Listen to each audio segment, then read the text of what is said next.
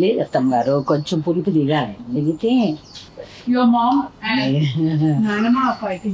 వేసవి కాలంలో ఒక రకంగా గ్రీటింగ్స్ చెబుతుంది మనకి ఆవకాయ. చాలా ఆనందాన్ని, అభిరుచిని రుచిగా మార్చి అందిస్తుంది. కొన్ని సంవత్సరాల నుంచి ఇది ఎలాగా మా అమ్మమ్మ నాయనమ్మ అందరి దగ్గర నుంచి వస్తుందమ్మా ఇది.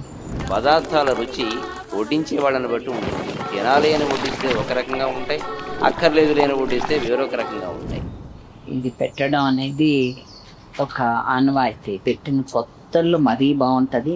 ఆ కొత్త ఆవకాయ తీసి పెద్ద బేసిన్లో కలిపి అన్నం ఇంత నూనె పోసి నూతి చట్టా మీద పిల్లలందరినీ చుట్టూ కూర్చోపెట్టి అమ్మ చేతిలో బేసిని పెట్టుకుని ఆ కొత్త ఊరగాయ ముద్దలు ఒక్కొక్కడి చేతిలో పెట్టినప్పుడు మళ్ళీ తన వరకు వచ్చే లోపల తిన్న ఆవకాయ ముద్ద అన్నపు రుచి, నీకు స్వర్గం ఉన్నది అని నువ్వు అనుకుంటే దాని సుఖం కూడా అంత ఉంటుందో లేదో నేను చెప్పలేదు.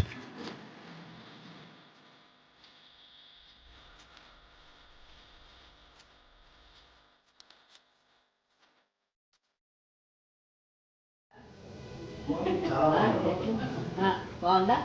థ్యాంక్ యూ నాన్న. అత్తమ్మ గారండి, మీ కిచెన్ గా ఈరోజు ఏమైతుంది?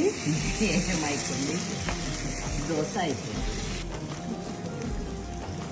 మై ఫ్యామిలీ కుకింగ్ కూడా. ఉమెన్స్ డేను is only cooking for us today. Let's make everyday women's day. Ram Charan garu ఏం వండుతున్నారండి? Paneer tikka for my ma'am.